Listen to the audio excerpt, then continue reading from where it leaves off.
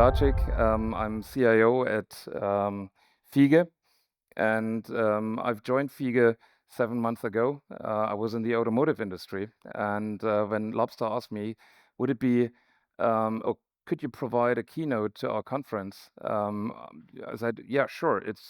Could you talk about assets and intelligence and how everything connects? And I said, yes. Well, we had the same problem in the automotive industry, where we have learned that we are very proud of our services, and then other players came into the market with a better technology, with a better use of platforms, and a better way of bringing intelligence to the customers, while we were proud of having the right Spaltmaße. And in the contract logistics area, there is a very similar trend where I would say we should talk about it. Let's start with what is FIEGE? As Rebecca rightfully said, we're a company that is 153 years old. We run warehouses in 130 locations. And when you think of our locations, they're huge buildings, huge warehouses. And as we're in the World Cup times, it's about 600 football fields of ground floor where we put our racks in, where we have our automation delivering services for our customers. We have roughly 21,000 employees that deliver those services. And while our core business is contract logistics, so whenever a customer asks us to run their warehouse, we happily do that. And we also provide value-adding services like little assembly tasks or tagging fashion. We also have a business in energy, where we have solar roofs and battery storage to sell energy to the market, as well as to our electric trucks, as well as ventures where we heavily invest into logistics startups and to see, how can these startups change the world. But our main business is contract logistics, and this is what we do. How is our business run? Our business is really about managing assets, people, processes, and IT for customers, right? These are the production factors that we have. So we have the buildings, we have robots, we have people picking, packing, bringing things from A to B. And our core secret sauce for success is the processes that we have in our IT systems.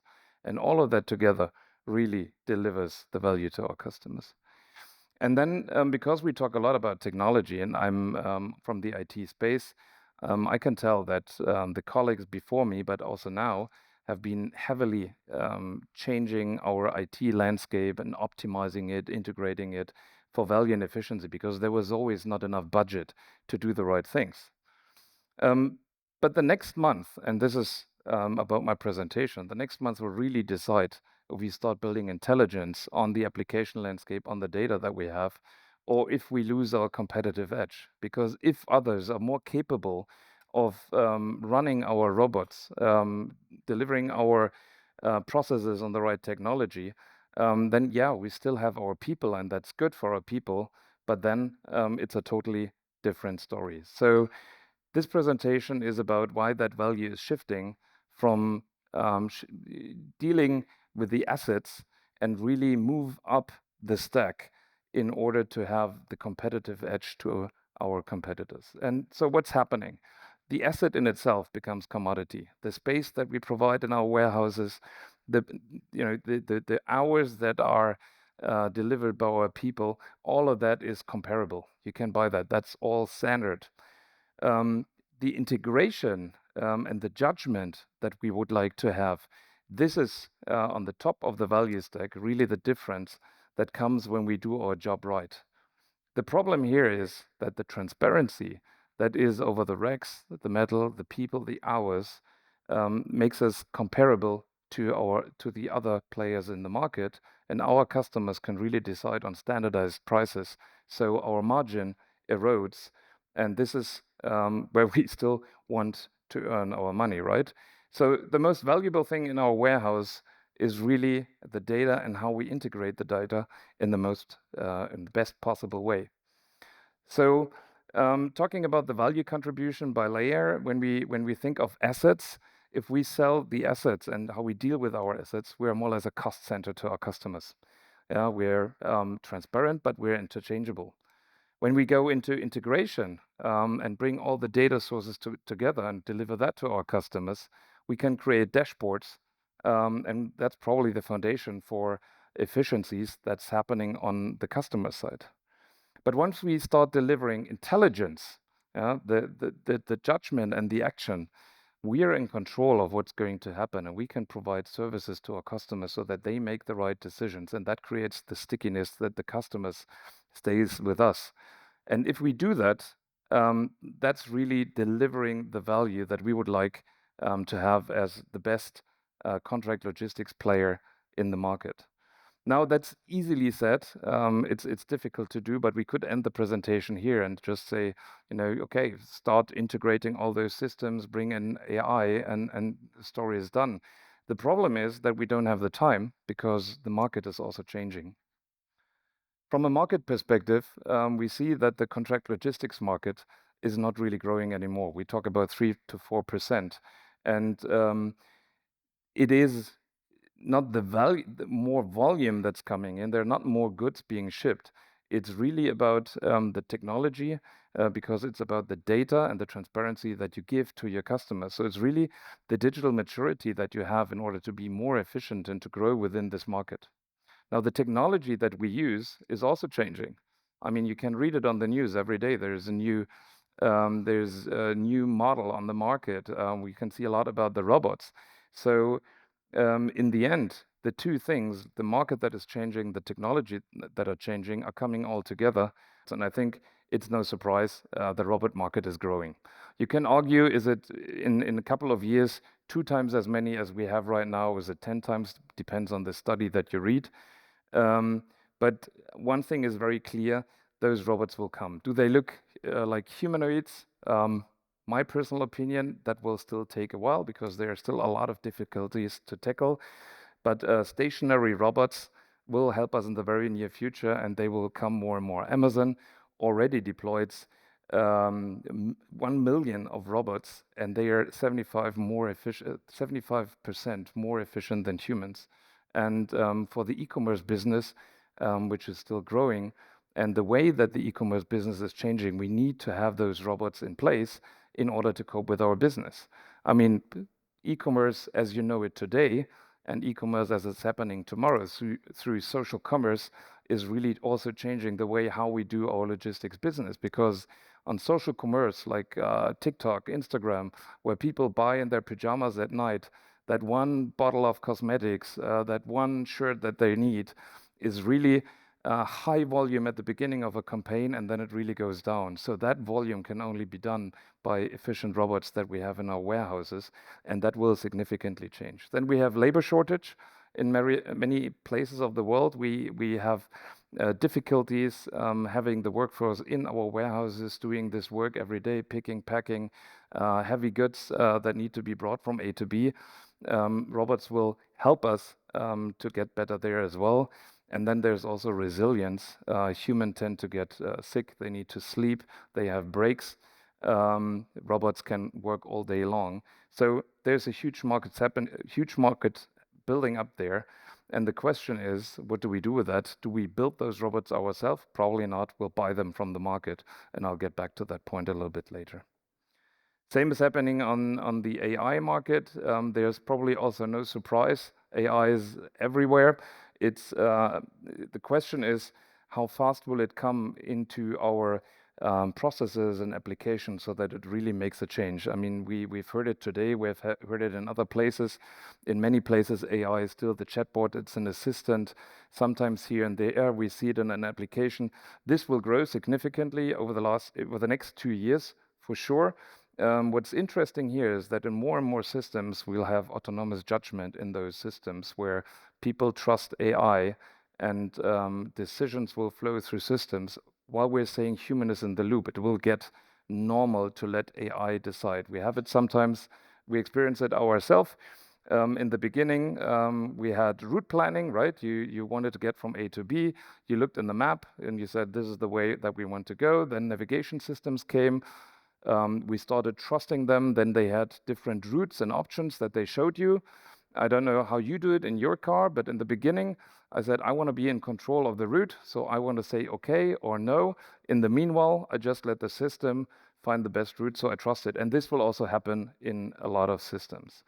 And AI is continue to being built. I mean, you also know these numbers. It's a $1 trillion market that hyperscalers spent twice as much as the last year. A lot of the cost, a lot of the budget is going into the AI systems, and there are even new problems that occur that there's not enough power in our grid to feed those systems. Now, I'm saying that because that shows to me that we, as a 2 billion company, FIEGE, we will certainly not go into that market, start building AI, because we can never cope with the investments that are happening there outside of us. We'll probably use AI and buy it instead of building it our own. But now comes the catch, because the two movements, the robots and AI, are coming together. We've seen it in the past, thinking about the mobile phone as one thing, technology, and then software providers coming into the game like Google. And together they created a very powerful platform, the ecosystems that we know from our smartphones. And the same is happening in the robot industry. One thing is that robots are being built. Second thing, that operating systems for robots at scale are being built. And that's where the intelligence is actually happening. And it's not us who are building the robots. It's not us building AI. It's not us building the platform, those ecosystems for robots that are actually doing the work in our warehouses in the future. And that triggers quite a lot of questions that we had at FIEGE and myself, because if we think of our competitive edge, the assets, the people, technology, and processes, then these platforms tackle three of those. It's the assets, the robots that we have, it's the processes, how they work, and it's the technology that is being delivered potentially by someone else. And if all of these factors are being delivered from someone else, where is our competitive edge? And what becomes commodity in the market? And who's running the intelligence that we have, that we try to sell to our customers? So there's something happening in the market where we certainly have to deal with that, because if we don't do it now, somebody else will do it. And it all starts with the data.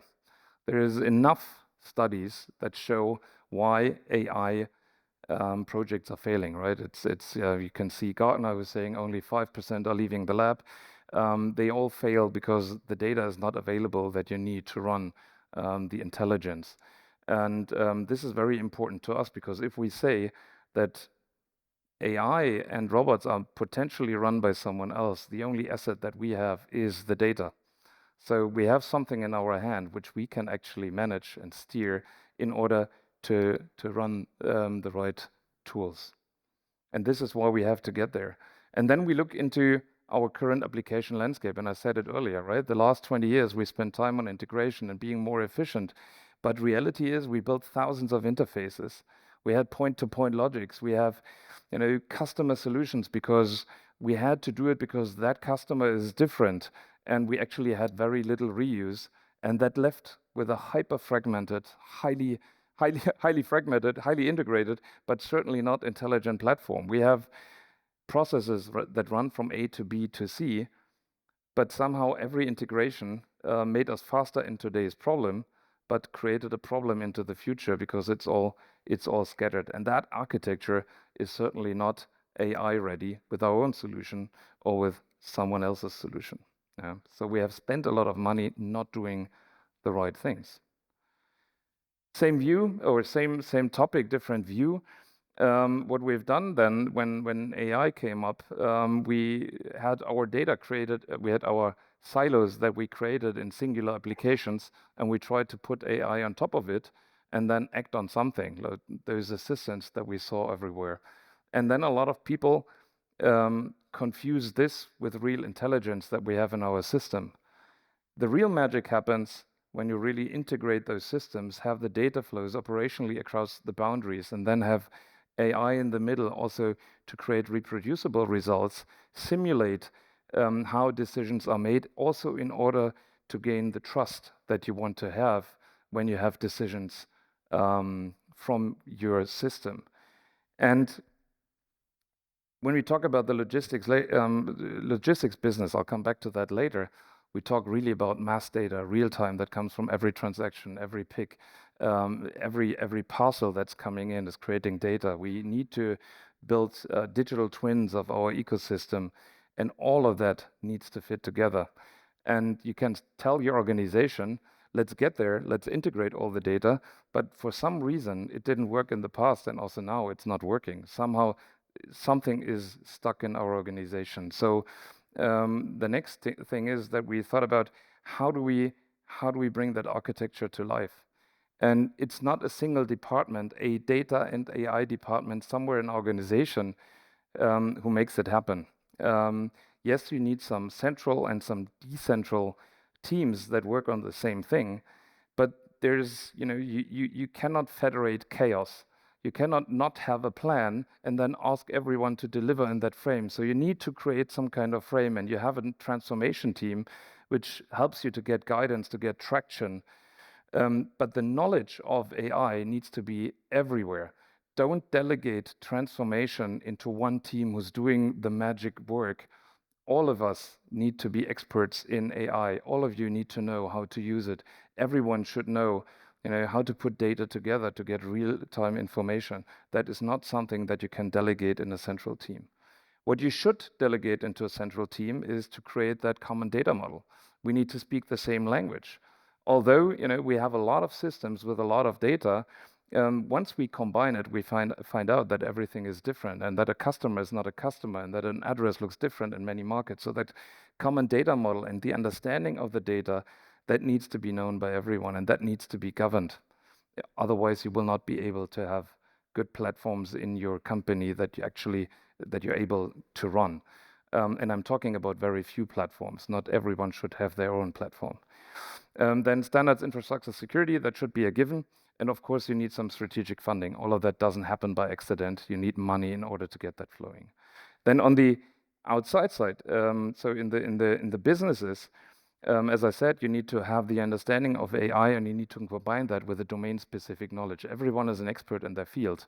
That is a huge asset in telling what data do we have, what potential do we have out of AI once you also learn the AI part. And then they have the data knowledge, they know what that means. And from there, we should start integrating. So when we talk about AI, it's only as good as the data combined. And it's only as good as you as a company collaborate in making it happen. And then the very next step, once you have the data in place, you understand what it means, you know how to work together, you have it in platforms, then we can actually talk about using AI and have a judgment layer where actions are triggered. And also that happens in steps. I said it earlier with the navigation system. We always start with the human decides, the system recommends. That's the very first step on that journey. And then later on, we build it out, right? We should get to the point, ideally, that we trust the system so much that we let AI decide and the human intervenes when something is wrong. I believe in many areas of our work, it's much more safe if systems decide on the right data in the right context, because humans do errors. Humans are tired. A human maybe has a bad day. Humans need to sleep. And computers will do the right decisions at some point in time. This is going to happen step by step. Now we know that whenever we talk about AI, we believe that AI alone won't be the magic bullet, because in logistics, we should not trust a system that has hallucinations, that gives good recommendations, but we don't know how was that built. So we need to combine it, and we call it AI on the one side, and then we have solvers on the other side, where we bring in judgment that is based on artificial intelligence, but also machine learning and lots of mathematics. A lot of problems that we have is operations research, and that is pure mathematics, and all of that together, that will be the magic bullet that keeps us in the market. So with all that theoretical knowledge, what did we do? We've built an intelligence layer. It sits between our automation and our warehouse management system. So the marketing term is integration and intelligence layer. We call it warehouse control systems in our organization.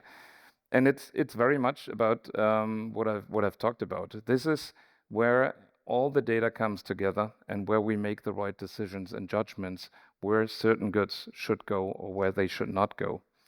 And usually in our business, we have, or we should have, a buy before make scenario. Here we need that deliberate change in our principles, saying this is something that we really need to build, because if we buy that, that's commodity. That's what every other contract logistics company can use as well. And then our competitive edge is only our people. And that's, as I said in the beginning, that's very transparent pricing then. So here is where we started building, and that is technically live. We still need the business to start on that, but that will make a huge change in how we have decisions on the operational floor. Lobster is helping us. With Lobster, we have mastered connections. We have thousands of interfaces live. We had it also before the discussions. We have millions of transactions.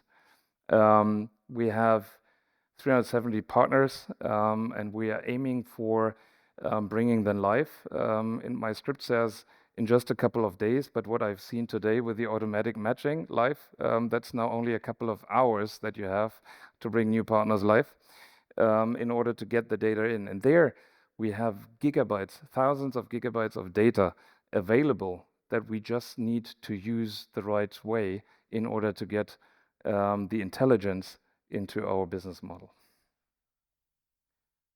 The real life example where we tried this is one of our warehouses in Münster. We have an auto store there. Auto store, if you're not familiar with the term, you can imagine that's like a huge building in a building, where you have silos and you have boxes, and in the boxes you have all those goods, and then you have robots on top of it going around, going to the right silo and picking the right stuff, bring it up, and then bring it to a pick and pack workspace. So there we started, and these buildings have, this one is a small one with 9,500 bins over 350 square meters. And with our warehouse control or FIEGE intelligence layer, we have detached the robot, the auto store, from our warehouse management system and put that intelligence layer in between to know which decisions are made, what are the best decisions that we should do in order to store the right goods in the right place, also optimized for future use. And that piece of intelligence helps us to be much more efficient for our customers and also tell our customers the data and information they need to be efficient on their side. So we believe that the warehouse stops being a building. It really becomes a system where we learn from the data, where we get the right information and really go from single assets that produce data, that we integrate, that we analyze, and then have the right judgment to trigger the right actions wherever you're looking. And we are not the ones who are going to sell space in the future. We're going to sell the right decisions to our customers so that they have an efficient warehouse services. And for every one of you who's doing logistics now, you need to make the decision. If you run your own systems and you have your own intelligence, or if you run your business on someone else's intelligence, which is dangerous, especially in these times today, where they can also either switch off that layer or increase the cost, and you totally depend on them. So I've opened the presentation by saying we've spent the last 20 years on integrating our systems and our data. Now it's really the time to start building intelligence, and that is by bring all the data together, move it up the stack, and then autonomous action. This is where we want to be. Thank you very much for your attention. Looking forward for some questions now or afterwards.